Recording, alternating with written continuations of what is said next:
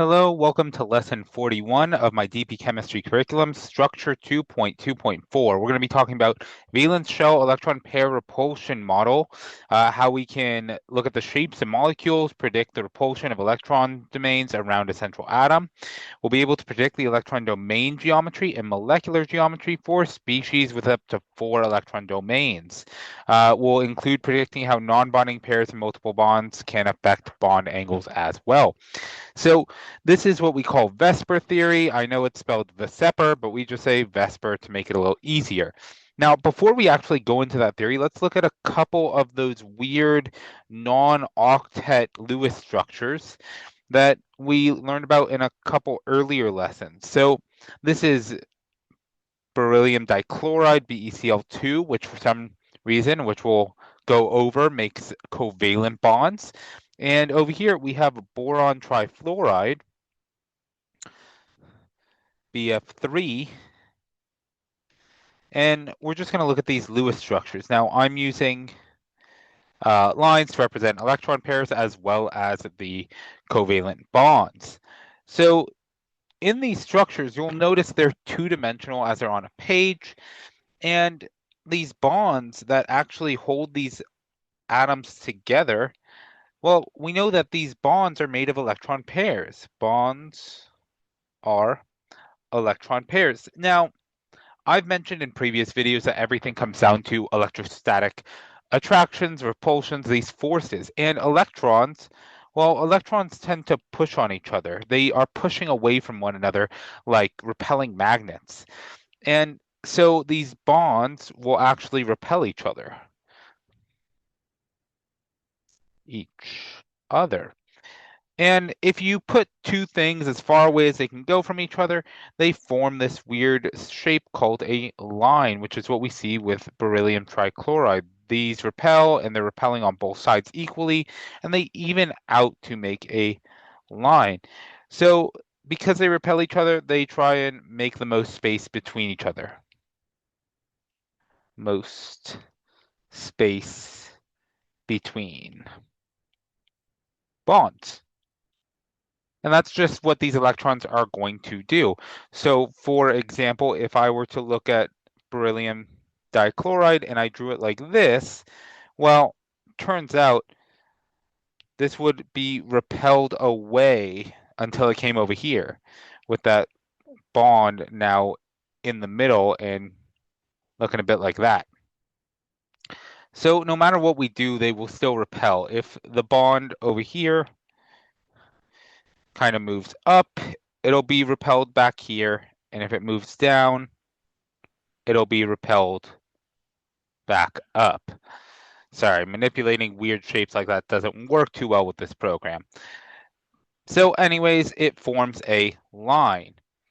And that line has an angle between the bonds. So we get what we call bond angles. Now, bond angles are just purely based on electron pairs. Based on electrons around the central atom. So in this case, it's beryllium. The thing is, around the central atom, we can have bonds, but we can also have something like in ammonia. Whoops. In ammonia, we can have bonds and pairs. And turns out all these electrons are going to be repelling one another. Whoops. So they repel, they repel, they repel, and they repel. And so we actually call these regions of electrons that repel, these are called electron domains. So these are places where electrons are found that will repel each other. Now, electron domains can be four different things. They can be non-bonding pairs. They can be single bonds. They can be double bonds. Or they can be triple bonds. They all count as an electron domain. Now, we can look at the shape that they make, and have what we call electron domain geometry. Electron domain geometry is just the shape the electron domains make. So we can have in the regular SL curriculum up to 4 domains. So if we have 2 domains, they repel as far as possible, and they create a bond angle of 180 degrees. And we call this shape linear. It makes a line. If we have 3 domains, it's 120 degrees, and we call this shape trigonal planar. So let me go up to our diagrams here. If we look at our diagrams, this is kind of like a line, and the angle between these is 180 degrees. Meanwhile, the shape we form between our 3 fluorines with those bonds is a triangle. And the angle we get between these two is 120 degrees because it's just a circle divided into 3 equal parts. Just like this is a circle divided into 2 equal parts. So that's 3 domains and 2 domains. But we can have 4 bonds or 4 domains like we saw in ammonia right here. So this one becomes a little tricky. If we look at 4 domains, you may want to think 90 degrees because it looks like it's 4 separate sections or a circle divided by 4. But this is where we have to start thinking about atoms as 3-dimensional. It is not 90 degrees. Atoms can make a weird 3-dimensional shape when we have, let me try and draw this separately. If you've ever seen a 4-sided die, if you're maybe a Dungeons and Dragons fan, where it's got like numbers, and it looks a bit like that, this is a tetrahedral die. And it's got 4 corners. 1, 2, 3, 4.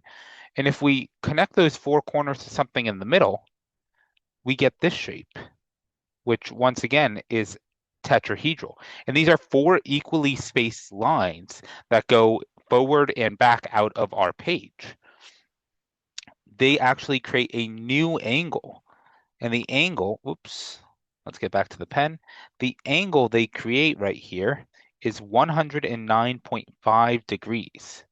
So that's our actual angle, 109.5.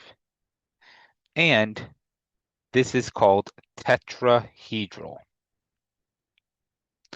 So 4 domains makes this 3-dimensional shape that we call a tetrahedral. And you can see it on a 4-sided die. If you were to draw it in 2 dimensions, which is a little more difficult, but we can look at it with methane, it kind of looks like this. Where you can imagine this one coming out of the page, out of page, and this one going behind the page. And later on, we'll learn how to draw 3-dimensional structures. We're not doing it yet. While these two up here are, along with the carbon, in line with the page. So one goes behind, one goes in front, and it makes this 3-dimensional shape. We will look at it in a little bit, but this is our 4-domain electron domain geometry. It's tetrahedral.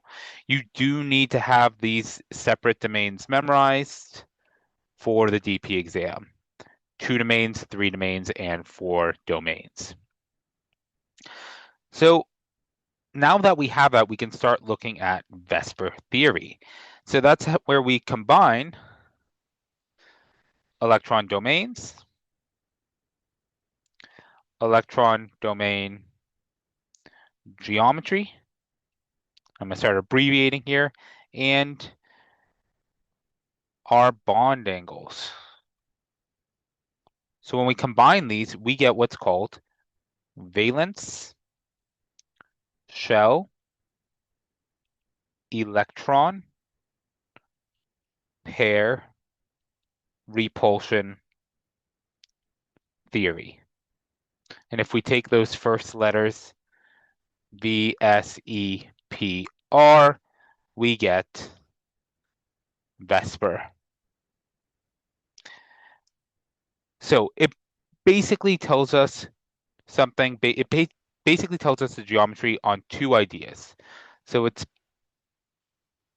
based on two ideas.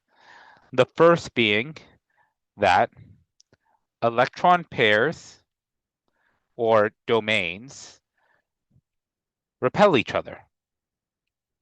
So that's the first thing we need to know. And the second one is that single, double, or triple bonds are each one domain. So a triple bond is not three domains, it counts as one. Furthermore, something of note is VSEPR only focuses on a central atom. I'm not going to say the central atom because you can have multiple atoms that would be considered central, but we'll talk about that in a moment. So as we move into VSEPR theory, we should start with a little bit of practice to make sure we understand our domains. So E domains, 4. And you can write down these examples and try it on your own. But otherwise, you can follow with me. Carbon dioxide, boron trihydride, or carbon tetrachloride. So go ahead and try and figure out the domains for these three examples, and you can pause the video. Otherwise, we're going to go over them right now. So carbon dioxide, and for each of these, you actually need to be able to draw the Lewis structures. I did this one a little fast because it's so common that I've come to just memorize it, but we know that we have the 4 electrons from carbon, 2 and 4, and then each oxygen contributes 2, 4, 6, 2, 4, 6. So it looks like this. Now, the domains, there are only 2 domains here. I see 1 and 2 around our central carbon. I'll change the color of that. 1 and 2 around our central carbon. So this is linear. For boron trihydride, I know that boron makes 3 bonds, and it looks like boron trifluoride. We have 1, 2, 3 domains. This will be trigonal planar. Now, lastly, we have CCl4. I know carbon makes 4 bonds to the chlorines, and I will add their electrons in a moment. And even with those electrons, we still have 1, 2, 3, 4 bonds around the carbon, which is 4 domains, so this will be tetrahedral, which once again does not represent the 3-dimensional structure. However, that is still the domain. All right, so now that we can recognize domains, we can move into what we call molecular geometry. And this is what VSEPR is really about. It's about figuring out what shapes molecules are, because electron domain only figures out the shapes of the electrons around the atom, but it does not give you the whole picture of the molecule. So for molecular geometry, let's consider ammonia, which is NH3,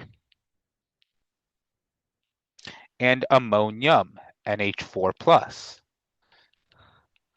These look very similar. And when we look at these 2 different molecules, we have 1, 2, 3, 4 domains. 1, 2, 3, 4 domains. So these actually have the same electron domain geometry. And that is tetrahedral for both. We see that here and we see that here. But these are still different atoms. And furthermore, repulsion between bonds and non-bonding pairs are different. So when you look at this, if we just pretend these are exactly in the same orientation in space, we have a non-bonding pair versus a bond. Where do you think the electrons might be closer to the central atom? Would it be the one that's attached to the central atom or the one that's shared between two atoms? It might be here. These electrons are going to have a stronger repulsive force on these bonds than this one will. And that creates a weird problem where if this is pushing with a different force than this, the bond angles are not even.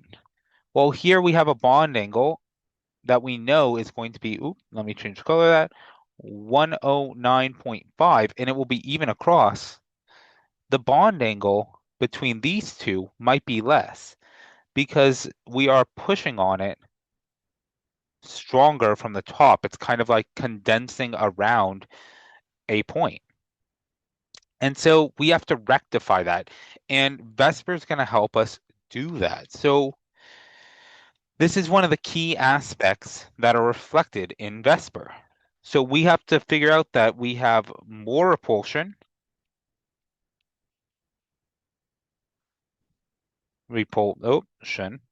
to less repulsion. And there's different scenarios. So it's a spectrum.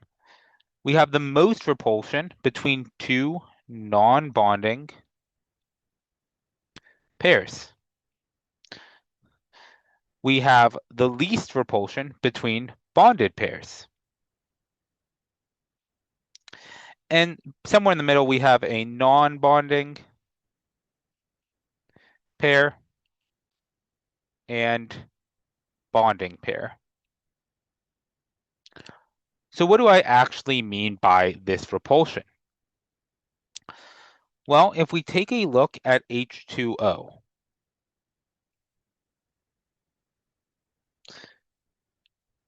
we will have a very strong repulsive force between these two electrons. We're going to have a semi-medium repulsive force between the non-bonding pair and the bond. And we're going to have the least repulsion between the two bonds. And so each of these are going to repel with different strengths. So when we go ahead and go back up to our diagram of ammonia and ammonium, what we actually find is that the bond angle here comes out to about 107 degrees. So between each of these is about 107. Now, we don't have a bond angle here and here because there's no bond. This is not a bond. So we're not going to see a bond angle between those electrons and the actual bond. All right. So with that cleared up, now we can also differentiate the shape of these molecules. So when we look at ammonium, NH4 plus, it has those 4 bonds around it. So this, while it has the electron domain of tetrahedral, the shape this molecule will also still make is that tetrahedral. I'm trying to draw the die, but it doesn't really work there. So ammonium is still going to be tetrahedral in shape. However, ammonia, which now I'm going to try and draw in a little bit of more a three-dimensional H, H, H, with these electrons kind of sitting on top, forms this new shape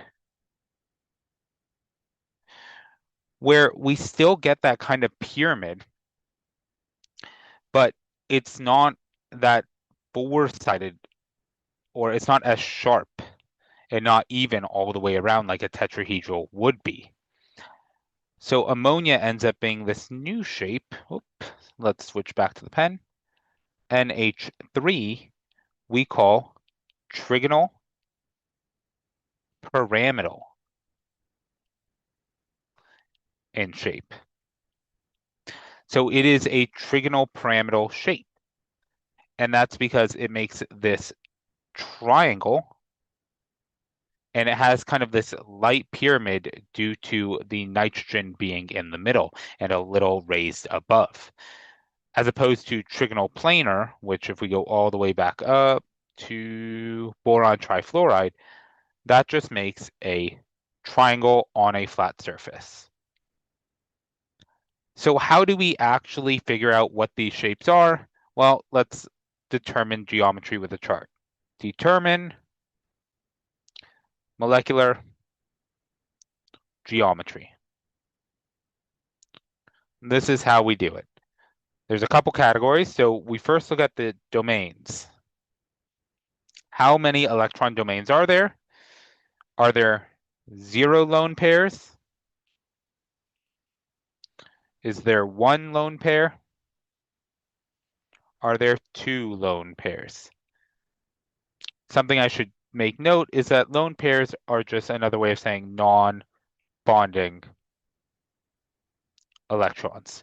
So for instance, that is a lone pair, or in other words, a non-bonding set of electrons.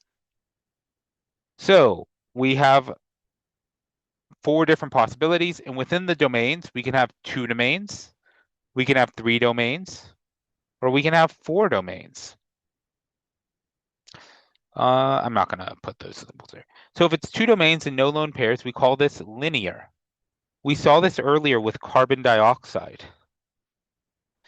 There were 2 domains, 1, 2, and there are no lone pairs around the carbon. So that would be linear. 3 domains we call trigonal planar. If we have 3 domains and no lone pairs, like we saw in boron trihydride, that is a trigonal plane. Now, if we have no lone pairs and 4, we saw that as tetrahedral with ammonia, but we can also see it in methane. So these are some good examples. Now, what about 2 domains and 1 lone pair? Well, it turns out you cannot have 2 domains and 1 lone pair, because 2 domains and 1 lone pair would just be something like CN, where we have CN minus, which 2 domains and 1 lone pair, there are no central atoms. This doesn't exist as a shape. It's just a line. So I guess it would be linear, but we kind of just say not available.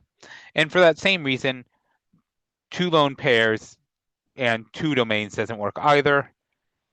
So Na. All right. But what about in this case where we have our 3 domains, but now one of these is a lone pair? So we would call this bent. Also could be called angular, but we don't often use angular. We generally just use bent. An example of something bent might be, I have to think of one. NOH.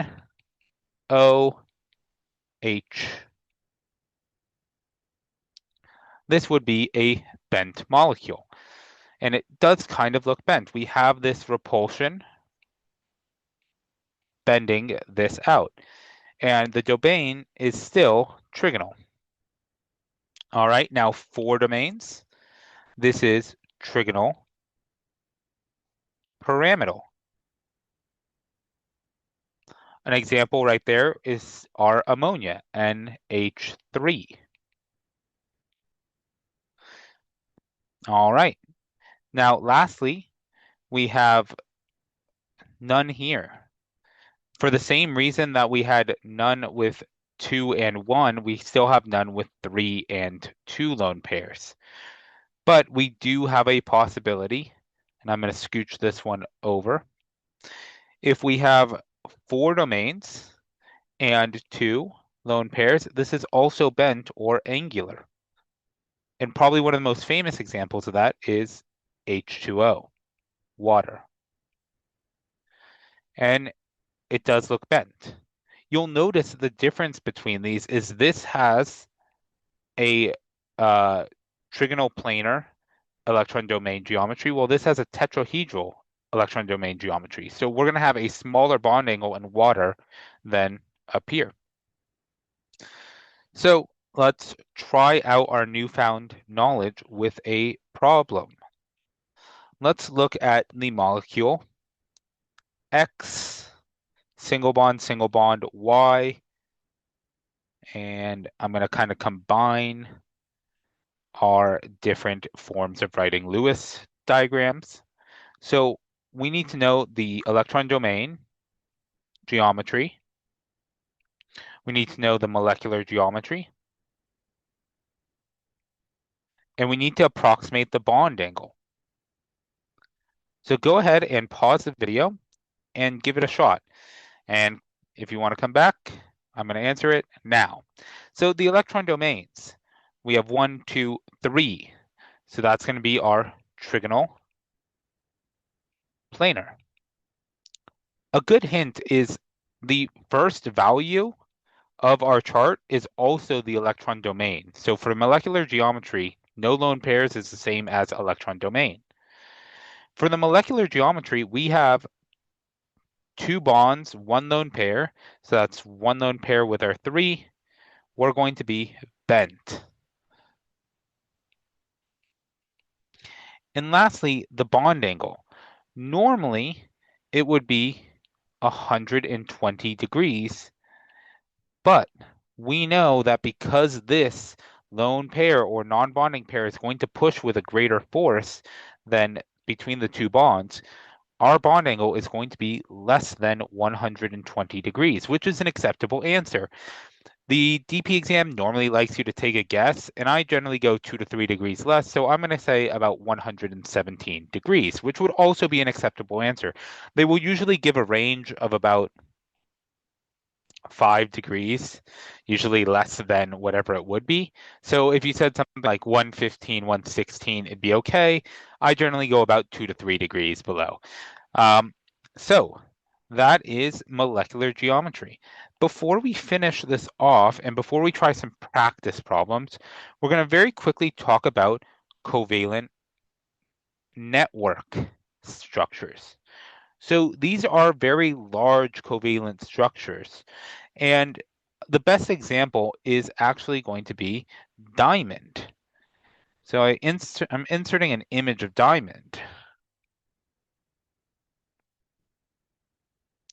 Diamond is just carbon bonded to carbon bonded carbon, but each carbon is bonded to 4 carbons, and each one of those carbons is bonded to 4 carbons, etc. And it makes this structure where carbon is bonded to 1, 2, 3, 4. This carbon's bonded 1, 2, 3, and there's one behind it, 4. And even these are bonded to other carbons as well. We just don't see them in this image. And this is a large covalent network structure. So if we said, what's the molecular geometry for this? Whoops. You might go, well, how? What's the central atom? And the trick is that for larger molecules, any atom can be considered for VSEPR. So we can consider each one separately. However, in this structure, it's kind of fine. Each one has 4 domains. So we know that each carbon is actually going to be tetrahedral. And it just repeats infinitely, or not infinitely, but until the edge of the molecule. So let's go ahead and practice everything we've learned, including this last aspect, with this weird molecule. So let's do a carbon bonded to 4 hydrogen or 3 hydrogens, then another carbon, then a triple bond to another carbon, and then finally to a hydrogen. And let's look at this as 1, 2, and 3. So the question for 1, 2, and 3 is going to be E domain, molecular, and bond angle. So go ahead give it a shot. You can pause the video and try it yourself. Otherwise, I'm going to answer these here. So for number one, we have 1, 2, 3, 4 domains, meaning it's going to be tetrahedral. We also have 4 bonds and no lone pairs, so this will also be, tetrahedral. And we have no atoms pushing, or no lone pairs or non-bonding pairs pushing, so this is going to be 109.5 degrees. For number 2 and for number 3, they both have 2 domains. They have no lone pairs, so these are both going to have the same answers. Linear, linear, 180. Linear, linear, 180. So there it is. That's molecular geometry and electron domain geometry. My big takeaway with this lesson that students usually struggle with is they do this once and think they're good. The deal is you need to memorize this chart. This is the key aspect to this, and always a good help is that you can memorize the fact that looking right here also gives you E domain geometry. So you're only memorizing one chart to learn both electron domain and molecular geometry, but you need to have this chart memorized. My suggestion is make flashcards, use some examples, practice 800 times until you get there. These need to be memorized for your exam, and they will help you in more than just this section. It will come back more often than you know. Anyways, I hope this helps and have a